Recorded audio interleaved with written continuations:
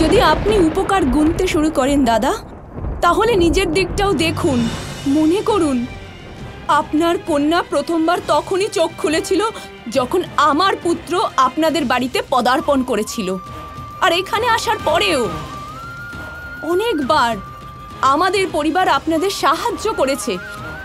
আর শুধু এটাই নয়। ব্যাস যশোদা, আর কিচ্ছু বলো না। বৃষভান মশাই, আপনার কোনো উপকার আমাদের চাইনি। আর যা কিছু আপনি আমাদের দিয়েছেন সেটা আমি ফেরত দিয়ে দেব আপনাকে, সুদ সমেত। আজকের পর থেকে আমি আমার কর দ্বিগুণ করে দেব। একটা কংসকে দেব আর একটা দেব আপনাকে।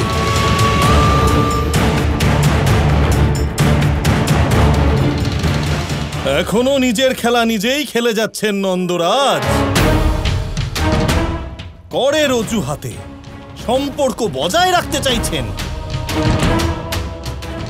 আজ আমি এই দুই গ্রামের মধ্যে কোনো সম্পর্ক থাকতে দেব না।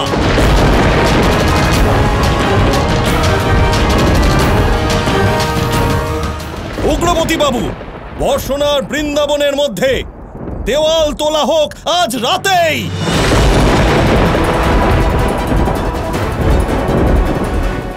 আজকের পর থেকে বর্ষণার বৃন্দাবনের মধ্যে কোনো সম্পর্ক থাকবে না। ঠিক আছে, তাহলে তাই সই।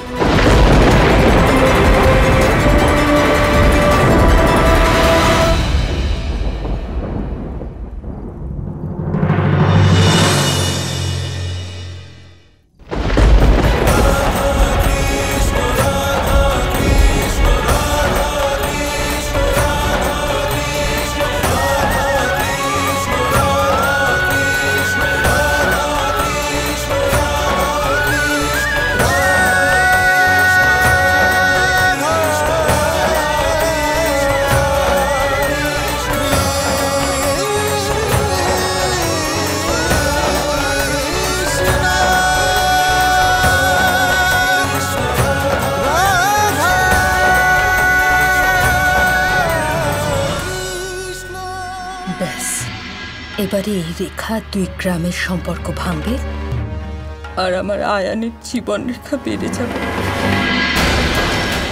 এটা কি করছো তোমরা? ছেড়ে দাও। আমার মায়ের সাথে আবার যোগাযোগ করার চেষ্টা করো। উনি ব্যর্থ হতে পারেন না। ছাড়ো।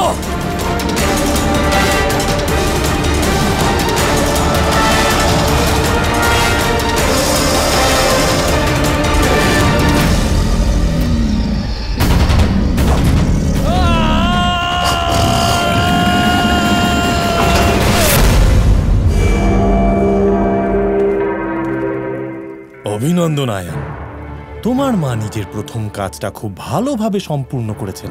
বর্ষণার বৃন্দাবনকে শেষ পর্যন্ত আলাদা করেই দিয়েছেন। বৃষভান মশাই এরকম কাজ কি করে করতে পারেন? উনি আমার ওপরে, নিজের পরম বন্ধু আর কানাইয়ের ওপরে এরকম জঘন্য অপবাদ দিলেন। আজ উনি একজন সত্য সঙ্গী আর খুবই প্রিয় একজন বন্ধুকে হারালেন। আজ আমি আমার সব কিছু হারিয়েছি। আমার কন্যা, আমার বন্ধু, আমার মান মর্যাদা সবকিছু হারিয়েছি। কিন্তু এত কিছুর পরেও আজ মন অন্তত এইটা ভেবে সন্তুষ্ট যে বন্ধুর বেশে একজন শত্রুকে আমি চিনেছি। আর্য, এই সময় আপনি ক্রোধে অন্ধ হয়ে আছেন। আর ক্রোধে সত্য দেখা যায় না। আমাকে বিশ্বাস করুন, পরিস্থিতি সেরকম নয় যেরকম আপনি মনে করছেন। নন্দ মশাই, কানাই দুজনেই আপনার সাথে ছলনা করার কথা ভাবতেই পারে না। নিশ্চয়ই বিষয়টা অন্যরকম আর্য। কোনো না কোনো বিষয় তো আছেই যার জন্য বৃষভান মশাইয়ের ভুল হচ্ছে। নয়তো উনি এরকম কখনো করতেন না। নিশ্চয়ই কোনো বড় আঘাত পেয়েছেন উনি, যার কারণবশত উনি সেসব কথা বলে দিলেন যা উনি কখনো বলতেন না। কিন্তু উনি মন থেকে খারাপ নন। কেউ ওনাকে মতিভ্রষ্ট করছে। আমি জানি যে উনি দুঃখে আছেন, কষ্টে আছেন, কিন্তু উনি আমাকে আমাকে দোষারোপ করেছেন। যদি বৃষভান মশাই এটাই চান যে আমাদের বন্ধুত্ব সমাপ্ত হোক, তাহলে তাই হবে। উনি সেটারই যোগ্য। সমাপ্ত হলো আমাদের এই বন্ধুত্ব। কোনো সম্পর্ক থাকলো না, না নন্দরাজের সাথে আর না বৃন্দাবনের সাথে। নন্দরাজ নিজের কুকীর্তির আগুনে সমস্ত কিছু পুড়িয়ে ছাই করে দিয়েছেন। আজ থেকে বৃন্দাবন আর বর্ষনা আলাদা আলাদা থাকবে।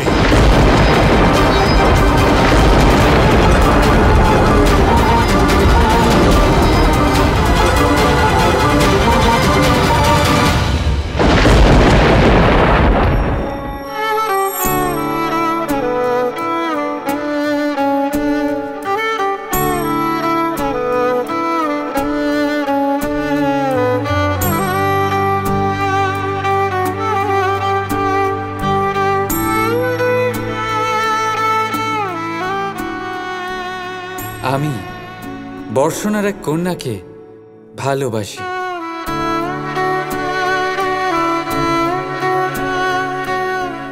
যে কন্যাকে আমি ভালোবাসি সে অত্যন্ত দক্ষ নৃত্যশিল্পী। তুমি তোমার প্রেমিকার সাথে তো নৃত্য করতে পারলে না, কিন্তু তোমার সাথে করলাম তো।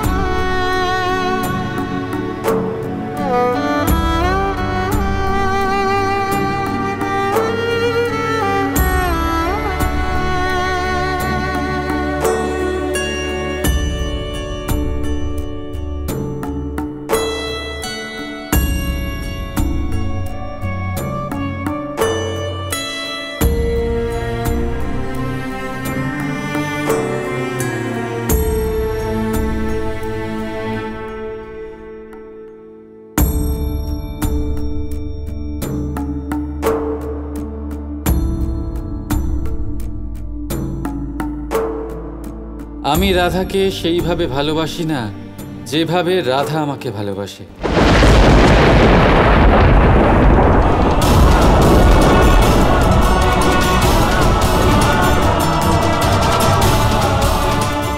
কৃষ্ণ আমার সাথে এমন কেন করলো?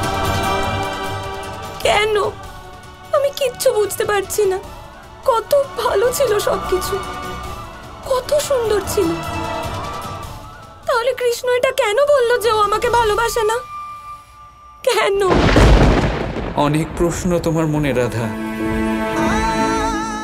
সবকিছুর উত্তর একটাই, প্রেম।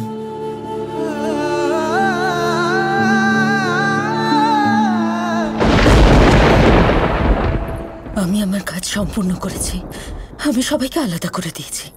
এই খবর মহারাজ কংসর কাছে পৌঁছতেই হবে। তাড়াতাড়ি তাড়াতাড়ি।